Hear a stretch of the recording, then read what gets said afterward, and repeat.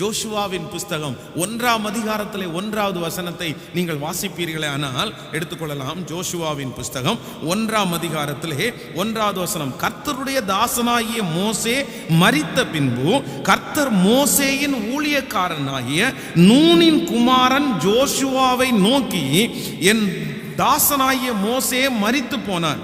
இப்பொழுது நீயும் இந்த ஜனங்கள் எல்லாரும் எழுந்து இந்த யோர்தானை கடந்து இஸ்ரவேல் புத்திரருக்கு நான் கொடுக்கும் தேசத்திற்கு போங்கள்.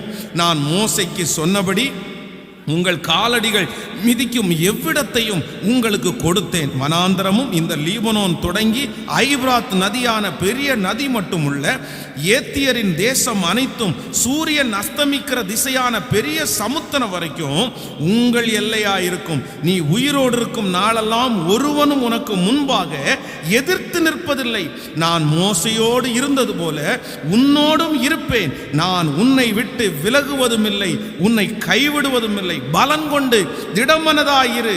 இந்த ஜனத்தின் பிதாக்களுக்கு நான் கொடுப்பேன் என்று ஆணையிட்ட தேசத்தை நீ இவர்களுக்கு பங்கிடுவாய். ஹல்லேலூயா. வேதம் சொல்லுது, இந்த ஜோஷுவா ஒரு சாதாரணமான மனிதனாய் இருந்தான்.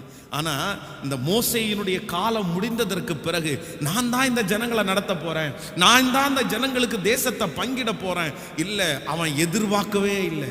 அப்படிப்பட்ட ஒரு எண்ணம் அவனுக்குள்ள இல்லவே இல்லை. ஆனால் வேதம் சொல்லுது, இந்த ஜோஷுவா எதிர்பார்க்கல. ஆனா மோசே மரித்ததற்கு பிறகு ஆண்டவர் என்ன பண்றாருன்னா, இவனை பார்த்து சொல்றாரு, நீ தான் அந்த ஜனங்களை வழி நடத்த போற. நான் மோசையோடு இருந்தது போல உன்னோடும் கூட நான் இருப்பேன். நம்முடைய தேவன் யார் தெரியுமா? நாம் எதிர்பார்த்த வாசல்கள் எல்லாம் அடைக்கப்படும் போது எதிர்பாராத ஒரு வாசலை நமக்காய் திறக்கிறவர் தான் நம்முடைய தேவன். ஆமேன் சொல்லுங்கள். எத்தனை பேர் இந்த தீர்க்க தரிசன வார்த்தையை விசுவாசிக்கிறீர்கள்? உங்களுக்கு எதிர்பாராத ஒரு வாசல் திறக்கும். நீங்கள் எதிர்பாராத ஒரு உதவி உங்களுக்கு தேடி வரும். எதிர்பாராத ஒரு உயர்வை கர்த்தர் உங்களுக்கு தருவார். எதிர்பாராத ஒரு ஆசீர்வாதத்தை கர்த்தர் உங்கள் தலையின் மேல் வைப்பார். நீங்கள் அதை எதிர்பார்த்திருக்க மாட்டீர்கள்.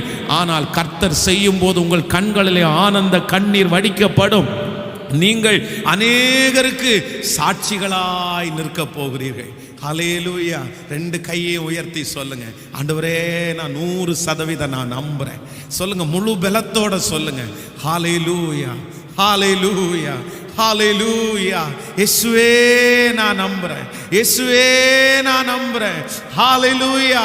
நான் நம்புறேன். உங்களுடைய எதிர்பார்ப்புகள் எல்லாம் அழிக்கப்படும் போது கர்த்தர் ஒரு அற்புதத்தை நமக்காய் ஏற்பாடு செய்வார்.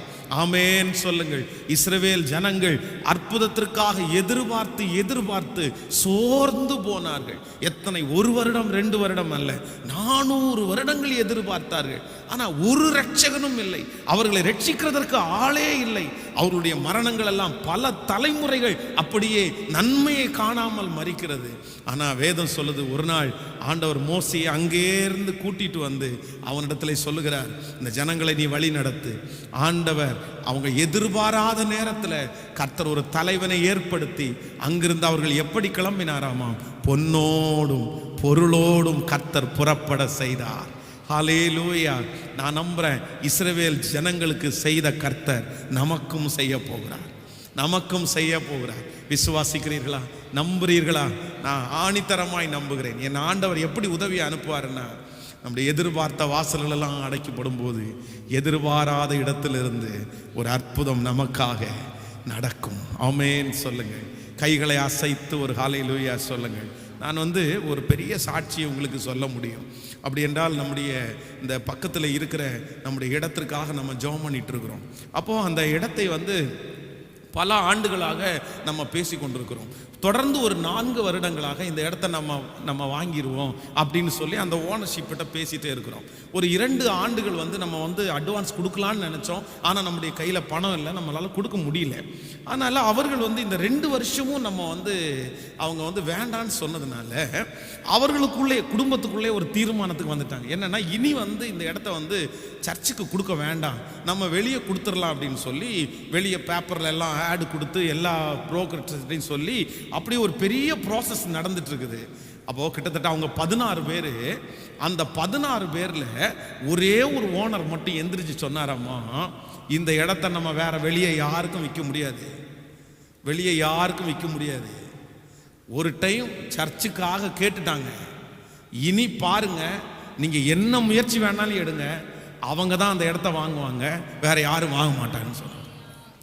அந்த அந்த 16 பேர்ல உள்ள ஒருத்தர் அப்போ அந்த அட்வான்ஸை கொண்டு போய் கொடுக்கும்போது அவர் எழும்பி நின்று சொன்னார், ஃபாதர் எல்லாருமே சொன்னாங்க ஃபாதர் இனி நடக்காது, நம்ம சர்ச்சை நம்ப வேணாம், கொடுக்க வேணான்னு சொன்னாங்க.